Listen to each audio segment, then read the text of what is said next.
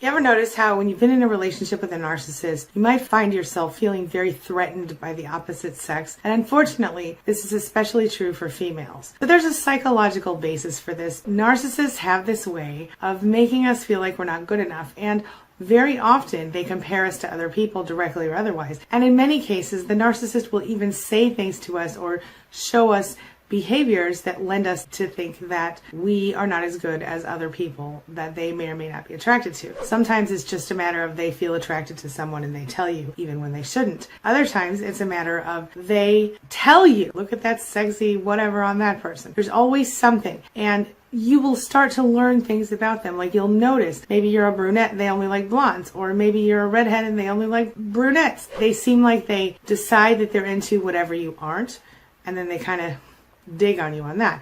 And it goes even deeper than that. So you hear all the time about how men and women are different. You hear people say girls are meaner than boys, women are meaner than men. Dudes will just kind of, punch each other and move on, or dudes will just have an issue, they'll talk about it, they'll move on, it'll be over. There's no drama. I don't think that's entirely true, but there is something to be said for the fact that women do tend to be a little more cruel to one another in certain circumstances. And if we're being honest, there are more women who tend to verbalize, at least, distaste or displeasure with other women. And just to continue with the whole honesty thing, women are jealous of each other or threatened by each other for weird reasons. Now, I don't want to make this a male-female thing here, but it's important to note this because part of this is evolutionary, right?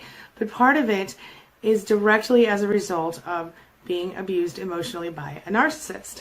Most women can tell you that they've survived at least one mean girl or mean woman situation in their lifetime. The girls who would dismiss them, socially torment them, put them down, abuse them in some way. So what does the social research say on this? What does psychology say about this? Well, obviously the research is a little bit complex because the fact is that it's almost impossible to really get a feel and accurately measure a critical, harsh, negative attitude, considering the fact that most people want to see themselves as good people, good, upstanding. And if they stay focused on what they like about themselves or what the good things are, there's a self-serving kind of bias toward that. But in recent years, there has been a little increase in attention when it comes to this research, thanks to people like Tina Fey and the Mean Girls movie. A 2013 study found that women who were in college tended to not want to be friends with women who were seen as promiscuous, while men didn't have that same issue with other men. And the study also showed that women were very aware of women who were considered promiscuous and negatively judged them as a result of it. What does this have to do with being jealous? Stick with me, we'll get to it. Then there was a 2011 study that found that women would be more sensitive to social exclusion than men, typically, according to this study. Of course, if you've ever experienced a mean girl, you know this is no big surprise, and that's kind of why Mean Girls are so successful, because not only do they humiliate you and make you feel horrible about yourself, but they kind of socially exclude you because they can literally make it so that anyone who does want to be your friend is tortured as well. And that causes so much social pressure and drama in the life of a young woman. Sadly, the same thing is seen in adult women in certain groups such as PTAs or country clubs, things like that. You'll find one woman who becomes kind of the leader and other women follow, and when that leader decides to exclude some new person or a person who's done something this leader doesn't like, very often the rest of the women in the group are required to do so as well. And that seems very juvenile, but it's very true. And the same thing happens in offices. I can think back right now to one of my office jobs that I had over the years, where it was a department entirely filled with women. And there were definitely the groups, just like in high school, the popular group, the nerdy group, the one nobody wanted to be with. And then there were the individual people who no one seemed to want to be around, or who didn't want to be around other people. And then there's the research that was done by Nikki Crick, who actually does quite a bit of gender research. She investigates things like relational aggression, which is the type of aggression that women tend to engage in more regularly than men. So relational aggression is where the mean girl syndrome comes from. So in a study she did back in 1998, she found that girls were more likely to be significantly more relationally victimized, while boys were more likely to be overtly victimized. So women are being abused as children by other children more openly than men. Little boys don't tend to have the same kinds of issues as little girls do because they are more open about what they're doing. Little girls will be sneaky about it, but also very open about it. So there's a lot of underhanded stuff happening with little girls. So as someone who's been raised by a narcissist and or who's spent years being together with a narcissist, a woman might have some problems with other women. Now let me talk to you about how that happens. So when we're talking about the mother situation, you might have watched your mother either be cheated on or do a lot of cheating. If your mother was your narcissist, she may have taught you that you need to control your person. She may have taught you, by example, that a woman controls her man, or that a woman, runs the house, for example. But she also may have taught you that she needs to watch her man very carefully. She may have taught you that part of being married is getting reports every 5 seconds on where your spouse is, or controlling what your spouse does or where your spouse goes. And as you came up into life and realized that it didn't work that way all the time, you might have started to be confused. If your mother was cheated on in the past, she may have developed an attitude of extreme hypervigilance, and as a result, that could have transferred onto you. There's another way that this can happen, though. So even if it didn't transfer onto you and you didn't feel that way about it, if you're in a relationship with a narcissist and the narcissist is always comparing you to other people, is always making you feel less than, even subtly, but very often very blatantly, by being nice and friendly to other women and not to you, for example. Say you're at a party, you and your narcissist just had a huge fight, and then you look across the room and you notice that your narcissist is laughing and talking to another woman. If she's even remotely attractive and close to his age or her age, but let's just, for this example, use him and her, you're going to find that you're feeling threatened and upset by this, and you don't even know exactly why. It might not bother you as much if your narcissist wasn't so mean to you, wasn't so hateful to you, didn't frown every time they saw you, or didn't complain about you to you every time you were around each other in the same room. This, of course, can lead to anxiety, which causes you to try to figure out a way to deal with it. Your initial thought to deal with it might be to say to your spouse or loved one, hey, I really don't like it when you do this, especially when we've been in an argument. The response you'll get will be something along the lines of, oh my God, you're so controlling, or how I was just talking to a person. I wasn't trying to have sex with that person. I was just talking to them. And then slowly over time, they beat you down to the point that you stop saying anything, where if you do say something, it's only after you've tried to hold it in for 3 days. And then anytime you talk about it from there on out, you become the controlling person that they don't like. Every thought you have, if they come home 2 hours late and you say, hey, why are you 2 hours late? They'll go, why? You're so controlling.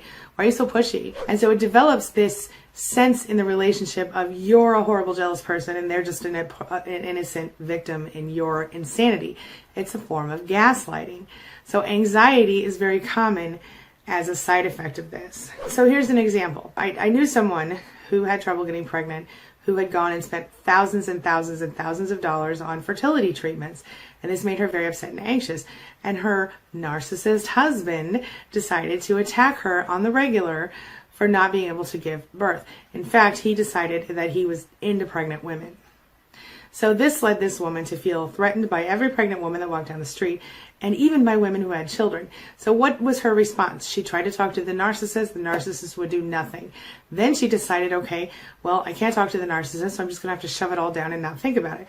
Well, the horrible side effect that came from that was that every time she saw someone with children, she decided, or who was pregnant and who was not, a pregnant woman one time was eating tuna, and the woman almost had a heart attack because she couldn't believe this woman was so selfish to eat tuna while she was pregnant. Little silly things like that.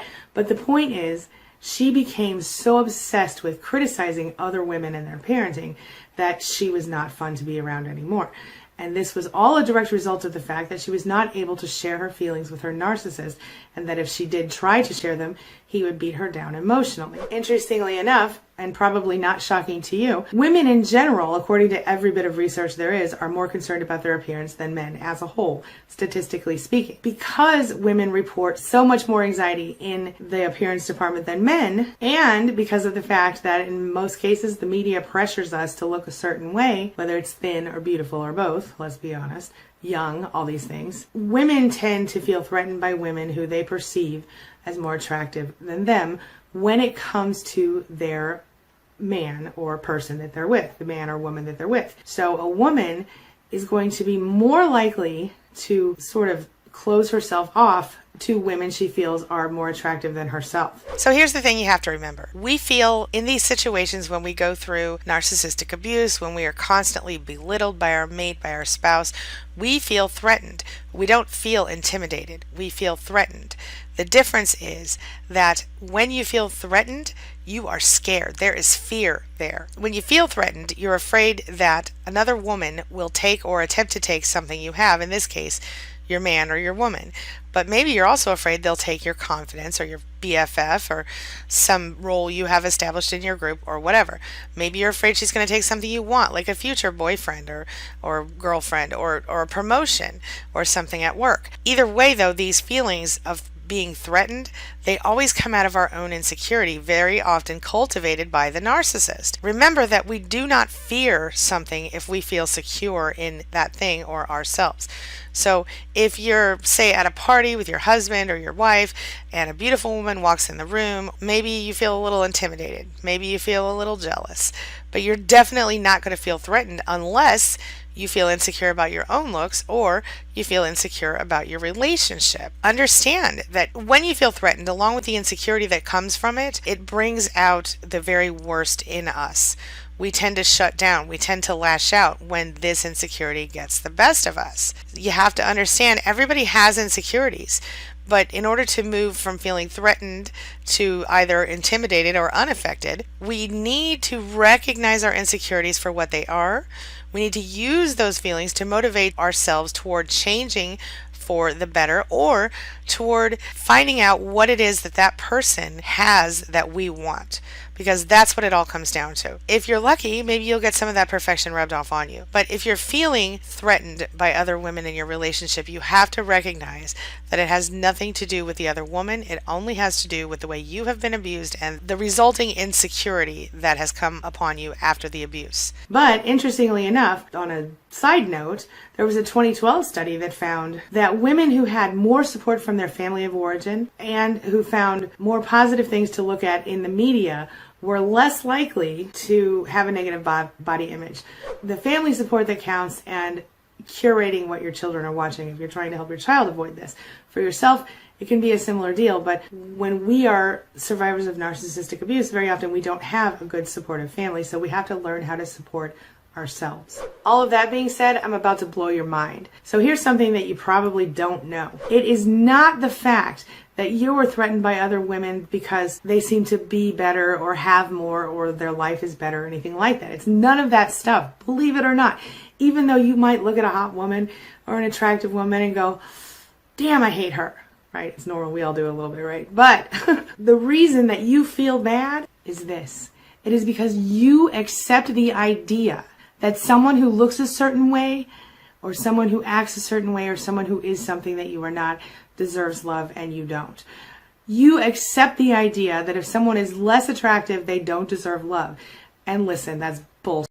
You may have even unconsciously accepted the idea that you don't deserve love and that you cannot experience love. All of these things lead to the fact that you are missing a very big, important thing in your life when you're dealing with a narcissist, and that is true unconditional love. Unfortunately, most adults will never receive true unconditional love from someone else, at least not anyone they're not connected to biologically. But when we're talking about our narcissists and our spouses and our partners, we cannot expect unconditional love even from them. In order to ever get over feeling threatened by people of the opposite sex, we must learn to love ourselves unconditionally, to approve of ourselves unconditionally, and we must learn not to compare ourselves to other people. This brings me to the question of the day. And the question of the day is, do you understand how it feels to feel threatened by people of the opposite sex and how it can kind of corrode your mind and take over your life? If so, share your thoughts and your experiences in the comment section below. How'd you get over it? Let us know that too.